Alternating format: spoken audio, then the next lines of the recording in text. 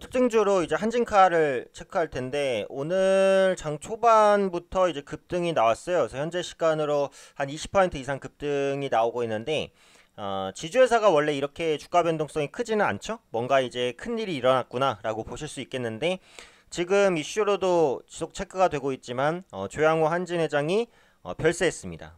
그래서 사인은 이제 숙환이라고 지금 시장에서는 그 얘기가 나오고 있고요.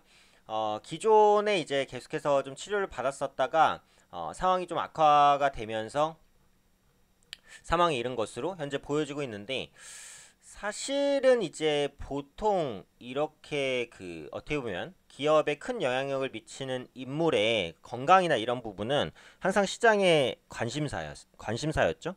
네, 삼성전자의 이건희 회장이 이제 대표적인 부분이었는데 조양 회장 같은 경우 사실은 별세에 대한 가능성을 시장이 그렇게 크게 예측하고 있거나 하지는 않았습니다. 그래서 그런 관점에서 어떻게 보면 좀 놀랄만한 이슈였고 그런 부분에 있어서 주가도 좀 크게 반응을 하는 것이다. 이렇게 이제 보시면 될 것 같은데요.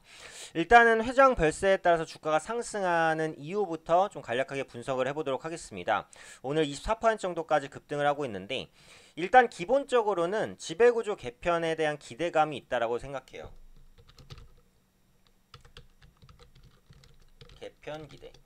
일단 그 한진칼 같은 경우에는 아시겠지만 그 대한항공의 땅콩해양 사태부터 시작해서 최근에 그 조양호 회장의 배임이라든지 횡령 이런 혐의들에 대한 수사 이런 부분들로 이어지면서 그 대주주 오너 일가에 대한 어떻게 보면 국민들의 불신이 거의 극에 달했었던 기업입니다. 그러면서 얼마 전에 자구안을 내놓기도 했지만 실제로 국민들의 그 시선이 바뀌지는 크게 않았어요. 근데 이번에 이제 조양호 한진 회장이 이제 별세를 하게 되면은 결국은 이제 횡령이나 배임 혐의가 아직 그 재판이 끝나지 않은 상태에서 어 이제 그 부분을 더 이상 이제 실행할 수 없게 되는 것이니까 결국 이제 경영권이 자녀들한테 넘어가겠죠. 그러면서 투명성이 좀 개선될 수 있는 부분들이 있다라는 겁니다. 그래서 기업의 최고 오너지만 실제로 이제 배임 횡령, 도덕성 결여 이런 부분들에 대한 논란이 계속해서 컸었기 때문에 이번 이제 별세 이슈가 시장에는 오히려 긍정적으로 작용하는 부분이 있다는 거고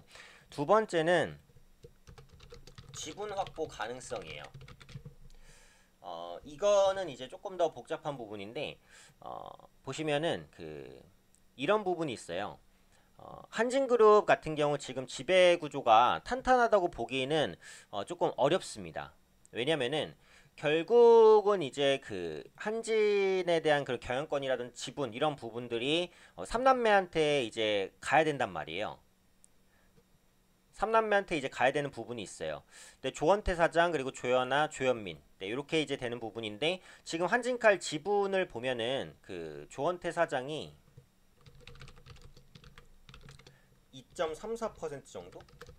그 다음에 조연아 씨가 2.3% 정도? 그 다음에 이제 조현민 씨가 2.3% 정도예요.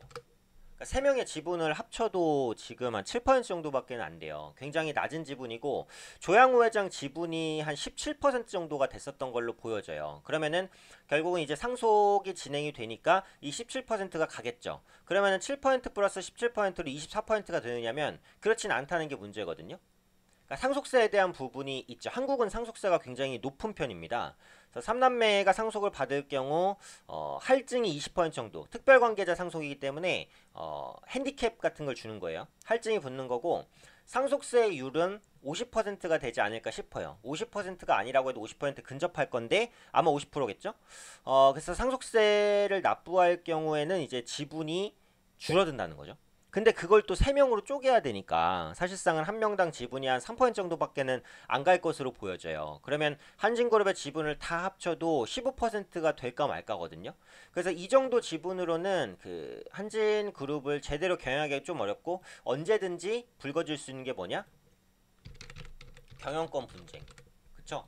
적대적 M&A라든지 이런 부분에 노출이 될 수 있어요. 무엇보다도 요즘에 이제 그 KCGI였나요? 사모펀드 쪽에서도 한진칼과 약간 지분 경쟁을 하려는 그런 모습들, 한진칼 지분을 추가로 확보하는 모습들이 나타나고 있기 때문에 경영권 위협이 커요. 그러면 이렇게 되면은 그 오너일가 입장에서도 당연히 지분을 늘려야 되거든요. 그러니까 장내 매수 방식으로 지분 매집이 진행이 된다라고 했을 때는 시장에는 호재잖아요. 그렇죠?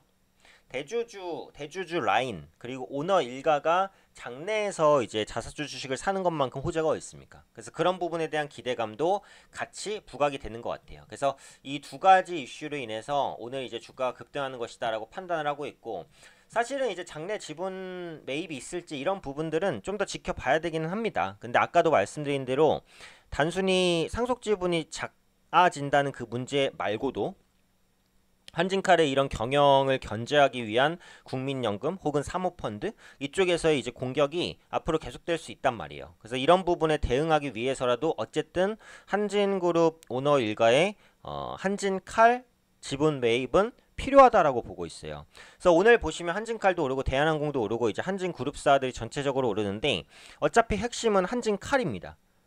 지주회사고 한진칼을 지배해야지 다른 이제 그룹 관련된 그 종목이나 이런 부분들에 대한 지배가 좀 수월해지는 부분이 있는 것이기 때문에 지분 매입 가능성은 낮지는 않은 것 같아요. 꽤 높아 보이긴 해요. 그래서 그런 부분에 기대감이 반영된다라고 보시면 되겠죠.